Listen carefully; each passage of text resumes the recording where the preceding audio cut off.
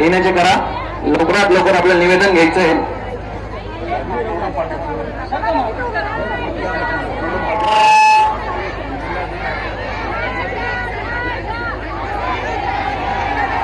आरोपीला फाशी, आरोपीला फाशी, आरोपीला फाशी. सर्व दुःखी जण आपल्या मालेगाव तालुक्याच्या डोंगराळे गावामध्ये ही अतिशय निर्दयी दुःखद घटना झालेली आहे. आपल्या सर्वांना माहिती आहे की रविवारी ही दुःखद घटना, निर्दयी घटना झाली.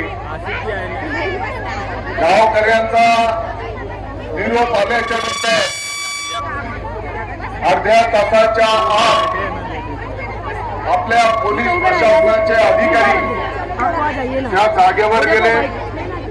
गावकऱ्यांच्या सोबत त्यांनी त्या घटनेची स्थळाची माहिती घेतली आणि साधारणपणे 1 तासाच्या आत त्या ठिकाणी त्या आरोपीला ताब्यात घेतलेला आहे. त्या आरोपीला उद्या कायद्याच्या चौकटीत फाशीची शिक्षा झाली पाहिजे म्हणून आपल्या त्या पालिकेचा पंचनामा वरिष्ठ पोलीस महिला अधिकाऱ्याच्या उपस्थितीत इन कॅमेरा त्या ठिकाणी करण्यात आलेला आहे. त्या बालिकेचं पार्थिव शवविच्छेदन त्या ठिकाणी नाशिकला 5 तज्ञ डॉक्टरांच्या उपस्थितीमध्ये त्या ठिकाणी करण्यात आलेला आहे. मला वाटतं की त्याचा प्राथमिक अहवाल मिळालेला आहे. 3 दिवसाची पोलीस कोठडी पहिल्या टप्प्यात मिळाली. या आरोपीला फाशीची शिक्षा झाली पाहिजे आणि म्हणून त्या बालिकेचे काका, त्या गावाचे ग्रामस्थ स्वतः माननीय मुख्यमंत्री महोदयांना भेटले, माननीय उपमुख्यमंत्री महोदयांना भेटले. मुख्यमंत्री महोदयांच्याकडे फास्ट ट्रॅक कोर्टमध्ये ही केस चालवली जावी. ज्येष्ठ विधी तज्ञ वकील महोदय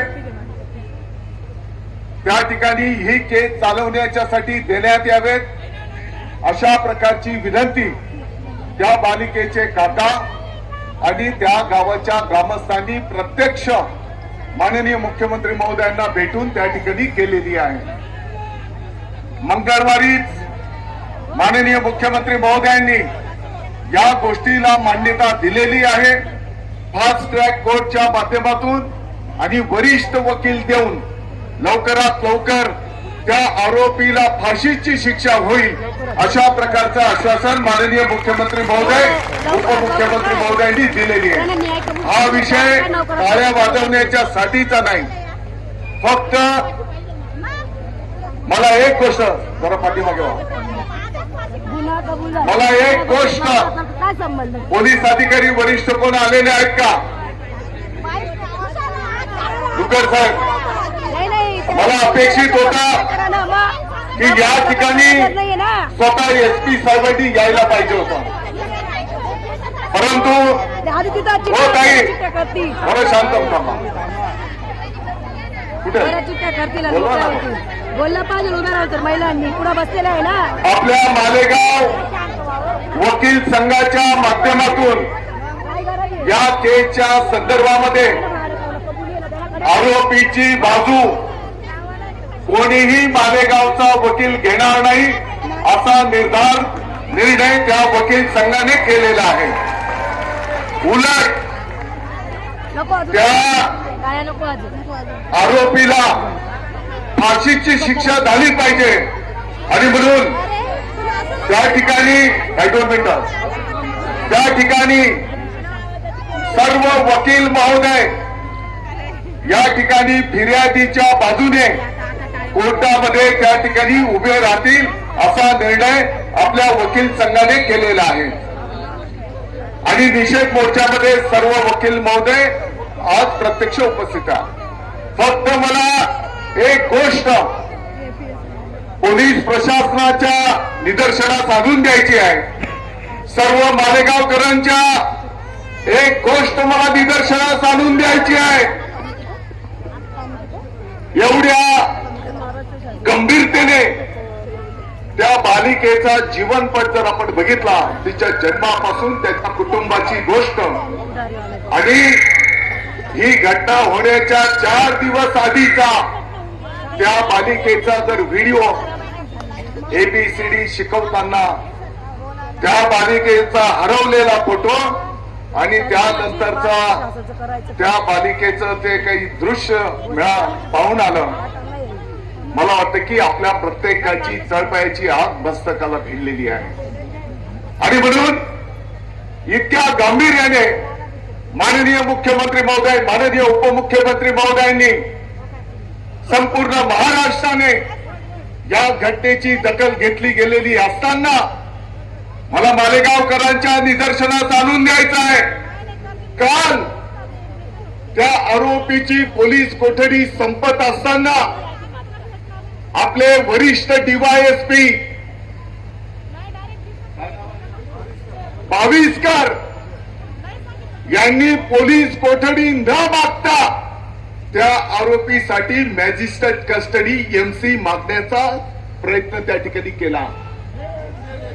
या गोष्टीचा मी जाहीरपणे निषेध करतो, तुमचा धिक्कार करतो. एकीकडे माननीय मुख्यमंत्री महोदय, माननीय उपमुख्यमंत्री महोदय, संपूर्ण महाराष्ट्राची जनता त्या आरोपीला फाशीची शिक्षा झाली पाहिजे म्हणून आपण पाठपुरावा करतो आहोत. आणि दुसरीकडे आपले DYSP त्या आरोपीला पाठीशी घालण्याचं काम करतात. मला वाटतं की डोंगराळे आणि मालेगाव तालुक्याला बदनाम करण्याचं हे कुटील कारस्थान आहे.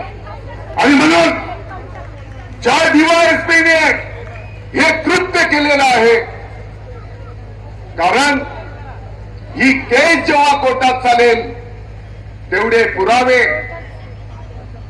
पोलिसांचा रिपोर्ट याच्यावर त्या आरोपीला फाशीची शिक्षा होणार आहे.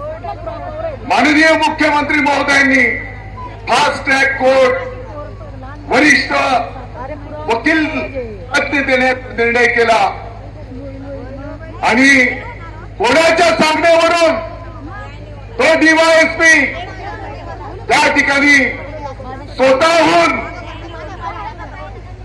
कोर्टाच्या समोर मॅजिस्ट्रेट कस्टडी मागतो.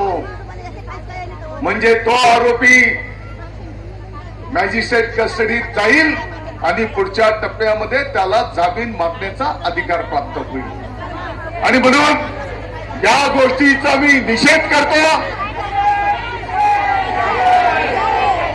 मालेगावचे आपले सर्व वकील महोदय कोर्टामध्ये उपस्थित झाले. मी स्वतः ऍडिशनल SP संधू साहेबांशी संपर्क केला. त्यांना मी सांगितलं की अशा प्रकारचं चुकीचं काम त्या DYSPच्या माध्यमातून होत आहे आणि यामुळे आणखी संतापामध्ये संपूर्ण महाराष्ट्रामध्ये लाट त्या ठिकाणी निर्माण होईल. आणि मग तो NCRचा रिपोर्ट त्या ठिकाणी बदलला गेला आणि त्या ठिकाणी पोलीस कोठडी मागितली गेली. मी सर्व वकील महोदयांचा आभार व्यक्त करतो, माननीय न्यायदेवतेचा आभार व्यक्त करतो की त्यांनी 8 दिवस त्या नराधमाला पोलीस कोठडी दिलेली आहे. परंतु जर तपासाची सुरुवात जर अशा पद्धतीने होत असेल, जर याला गांभीर्याने घेतलं जात नसेल तर ही गोष्ट योग्य नाही. आणि म्हणून येणाऱ्या 2 दिवसामध्ये आजच मी माननीय मुख्यमंत्री महोदयांना त्या DYSP भाविस्करकडनं हा पदभार काढून घेतला जावा आणि त्याची बदली आपल्या या तालुक्यातून करण्यात यावी आणि वरिष्ठ IPS अधिकाऱ्याकडे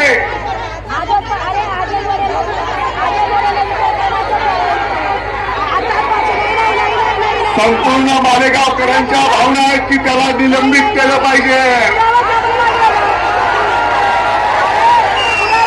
हे डोंगराला आणि मालेगावला महाराष्ट्र शासनाला बदनाम करण्याचं षडयंत्र आहे आणि म्हणून हे बिलकुल सहन करून घेतलं जाणार नाही.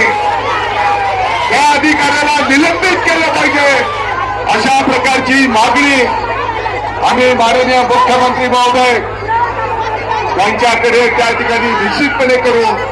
हे पण मी या निमित्ताने आपल्या सर्वांना सांगू इच्छितो आणि म्हणून त्या बालिकेला न्याय मिळाला पाहिजे. याच्या पुढच्या काळामध्ये कोणत्याही नराधमाची हिंमत होता कामा नये अशा प्रकारची मागणी आपण त्या ठिकाणी करणार आहोत आणि म्हणून हे निवेदन सगळ्या आमच्या कन्या त्या ठिकाणी महसूल अप्पर जिल्हाधिकारी यांना या ठिकाणी द्यायला घेत आहेत.